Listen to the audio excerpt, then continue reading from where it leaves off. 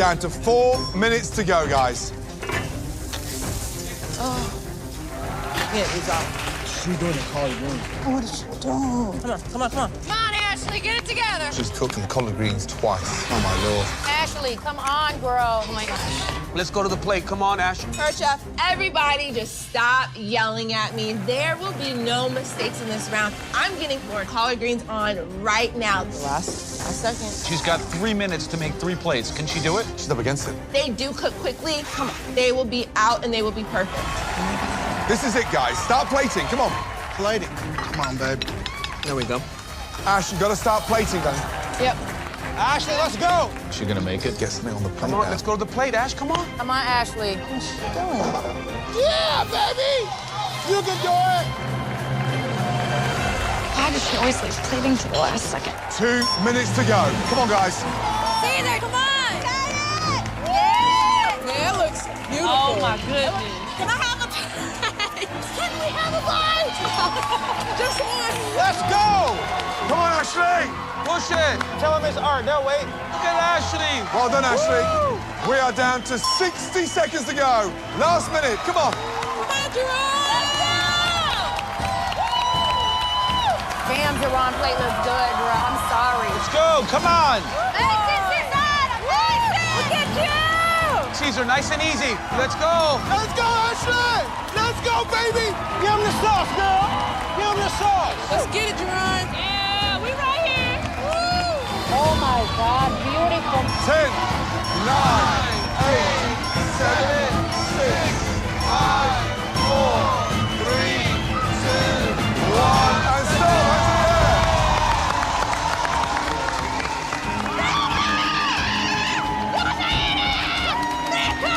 Good job. Good job, man. That was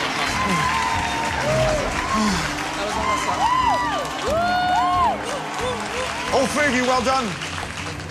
Tonight, you set a new standard for all times in the MasterChef kitchen, and the great moment has arrived. It is now time for us to taste your 3 entrees. Let's go.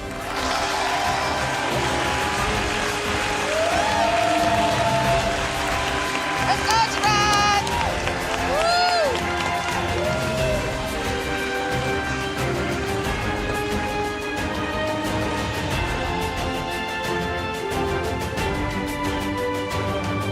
Well done.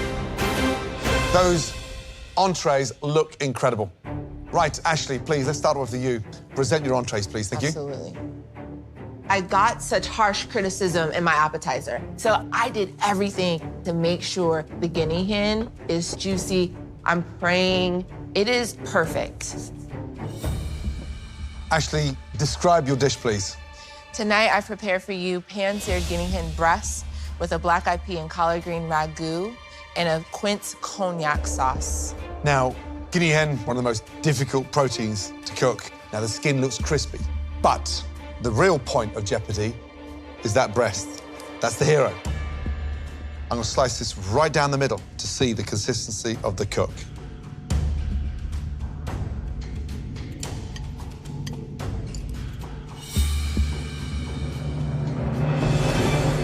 Ashley, in French, that's called parfait, perfection. It's cooked beautifully. Thank you, chef. Now, the heart throughout the ragu, why? I did not want the heart to be kind of minced in with everything. I really wanted to let that shine. And I also feel like, why not show off the characteristics of the different parts of the guinea hen? The black-eyed peas with the heart is delicious. That's the bit that's like, this is super rich. And the jus is to die for. Thank you.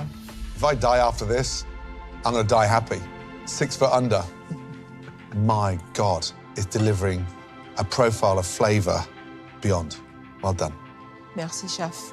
Ashley, I'm really impressed in how you utilized every fragrant part of the guinea hen because they all deliver on different levels of flavor. And it shows that you have taken great lessons from your mentor because this is something that I see a lot of Gordon Ramsay in this dish.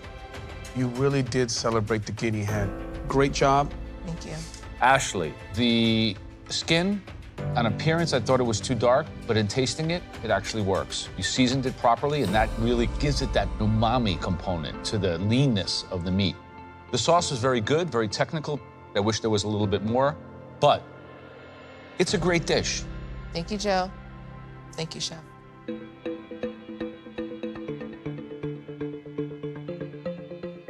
Caesar, please present your entree.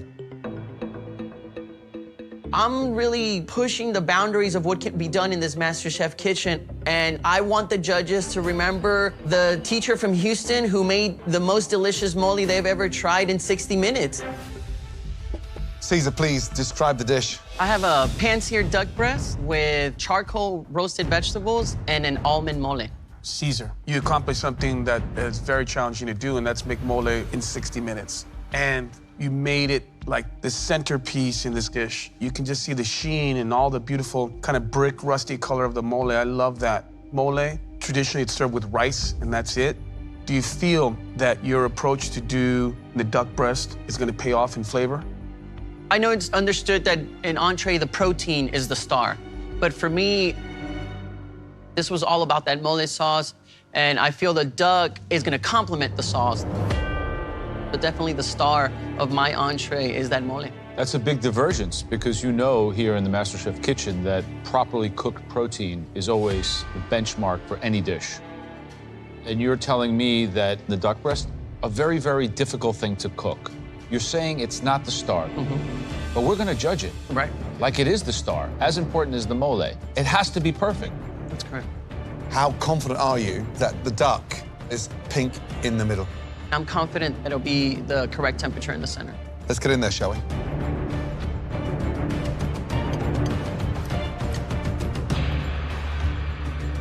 Caesar.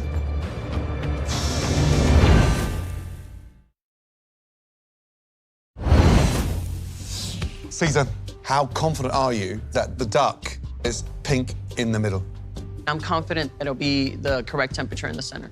Let's get in there, shall we?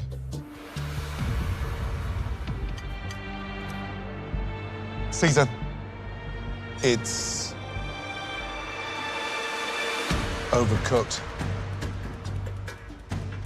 But you said the hero for you tonight is the mole. That's correct, Chef. Explain the vegetables. What kind of vegetables we got, please?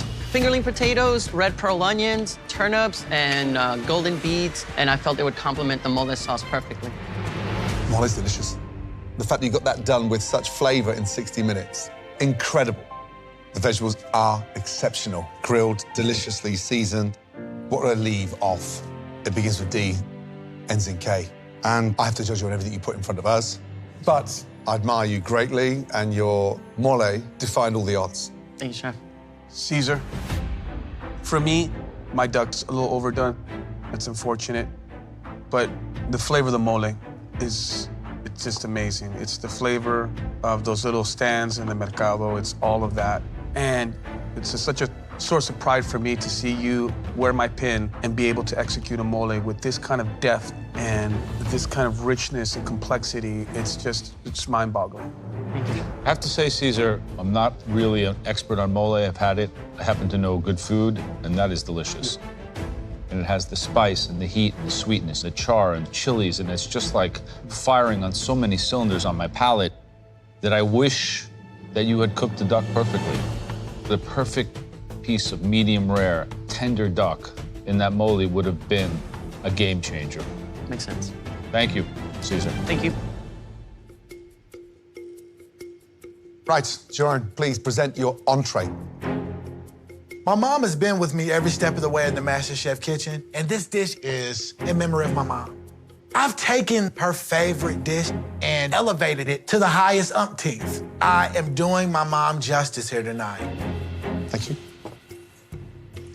Describe your entree, please. You have Carabonero prawns with heirloom grits, a shellfish au jus, and crispy shallots. Joran, when you serve that amount of grits in terms of this volume, how do you know you've perfected the fat, to the acidity, to the creaminess? I really know the taste of grits, and so I always dig a spoon in and just taste it to make sure that, you know, the flavor is leveled out with the amount of fat that I put in, so that you can still taste that corn flavor within the grits.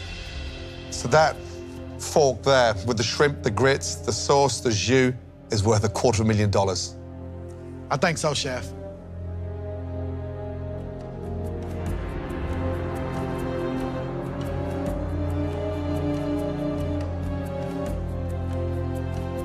Sharon, I just wish one thing. Young man, I wish your mum was present to taste them. They're delicious. Chef, don't scare me like that. It's creamy, heavy, shrimp cooked beautifully. And then the grits. It's so nice to see grits elevated to the Premier League of flavors. Well done. Thank you. Sharon, the fact that you can cook shrimp with this technique, I love it. And the grits are cooked well, but some of the knife work is a little clunky. I think you need to continue to prove all your knife skills, but the flavor, man, the soul, it's all there. Thank you, Chef. Jerome, shrimp and grits, you took it to another level. The shrimp, spot on. Grits, that creaminess is exceptional. My question is, Jerome, as your mentor, was tonight your opportunity to leave your past behind and dive into the unknown, to just show us how far you really come? That's the only question I keep asking myself. Absolutely not. Tonight was about showcasing skill, but also staying true to my family and my story. I know, but you cooking a French, inspired dish is not abandoning your story. It's opening the chapter in the book of Jerome. And at some point, when you make such progress in your journey, you have to end one chapter and begin another. It's very, very difficult for me to decide what I feel right now. Thank you, Jerome. Thank you, Joe.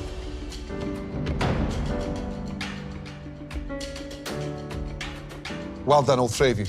Now, end this incredible dinner with the best dessert you've ever cooked. Yes, Chef. Head back to the kitchen. Thank you.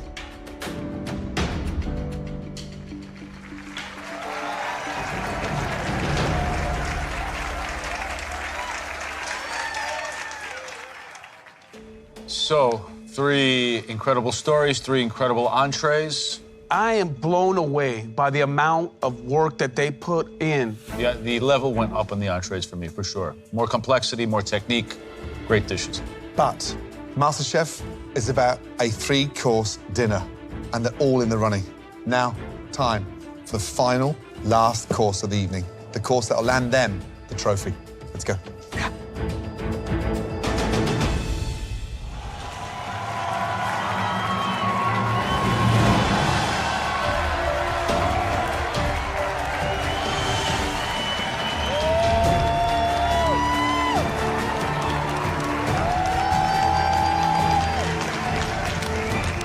Caesar, Ashley, and Sharon, this is the closest race we've ever had.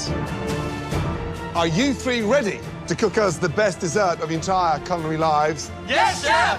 Your final hour starts now. Let's go.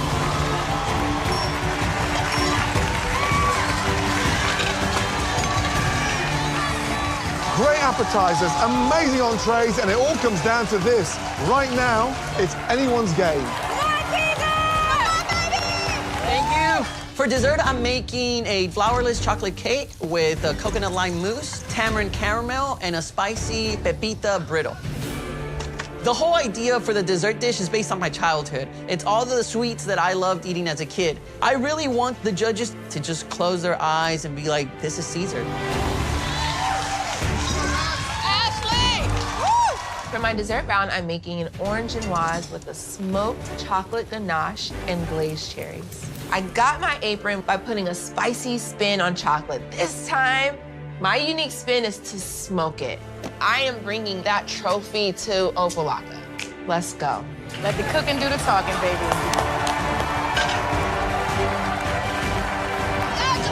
For dessert, I am making a amaretto chest pie, a white chocolate mousse, raspberry coulis, and puffed sorghum. Look at that white chocolate. Yes. After this dessert round, we will find out who is the next MasterChef. Someone's life is about to change. Let's go! Come on, come on, come on!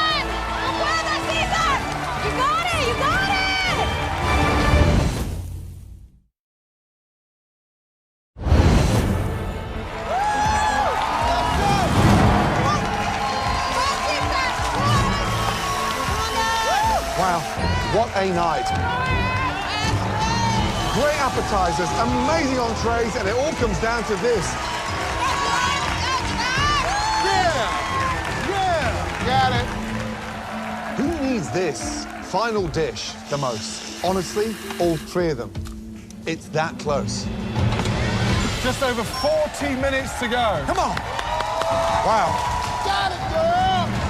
Right, young lady, how you feeling? I'm feeling good, Chef. You're going down that French route. You're going to mix that Genoese sponge. That's a light aerated sponge. Yes. Difficult to pull off. It's go big or go home at this point. There's chocolate decor, there's a coulis, there's chocolate soil with this dessert. It's gonna just bring everything together. My Miami roots, my French roots. Right. And what kind of message is this dessert sending out to Caesar and Jerome? That I'm a bad woman, Chef.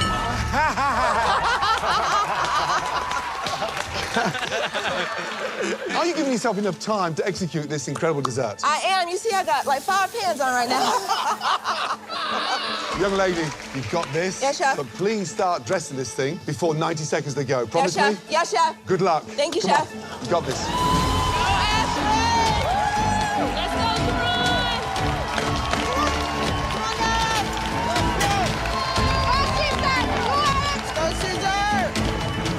Cesar! Hey, ¿qué pasó, chef? So talk to me about this flourless chocolate cake. I'm trying to recapture all the sweets that I grew up eating. There's a 2-block radius in my home in Mexico that I would go eat chocolate from the candy store, spiced pecans and peanuts from this man that just sold it out of a wheelbarrow. And then Mexican candy's known to walk that line of, is it tangy, is it sweet, is it spicy? Yep. So that's where that influence for the Terraman caramel comes from. Where do you stand as far as your competitors right now? I think I have a little bit more heart, a little bit more passion that I'm putting into tonight, chef. All right, Cesar, come on. Make sure this is delicious, mijo. Yeah, for sure. 30 minutes remaining. Your last 30 minutes inside this incredible kitchen. And for one of you, 30 minutes away from being crowned America's next MasterChef. All right. Jerome, how you doing, man? I'm good. So what does a chess pie mean to you? Why bring it out tonight? My grandma, Elizabeth, right up there, she showed me how to make a chess pie. Now, how are you taking your sweet granny's chess pie and elevating it like you've done everything else tonight? I'm adding a little bit of amaretto liqueur to give it another element of flavor. Uh-huh. I'm also putting it with a pop surgon. What that is almost like a caramel baby popcorn. And you're making a vanilla mousse as well. Yes, You gotta cannelle that, no? I do. And that is a tough technique. Maybe I should have told you, Jerome, make a chocolate souffle. But you decided to go right back, take tradition, and try to play with it and have it bring you to victory. If I did anything in this finale that didn't represent the South, I represent me and who I am, then I wouldn't be doing myself justice. Jerome, listen, man. It's been me and you all the way. Let's cross the finish line together, brother. Yes, sir. Work with me, man. Yes, sir.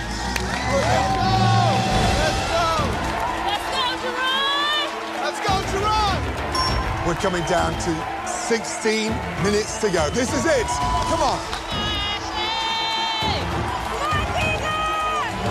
Ashley's dessert tonight is that French Genoese, which is a light, aerated sponge. What she's going to do is not roll it like a Swiss roll, but cut it out individually and stack these. That's layered in between a chocolate ganache. It's hard to pull off in 60 minutes. She's always one that has trouble managing her time. She's overambitious in what she can do. Caesar's making this beautiful flourless chocolate cake. When you're making a chocolate dessert with no flour, you have to be super careful on the timing. Undercooked, there's no comeback. Flat, Absolutely. stodgy.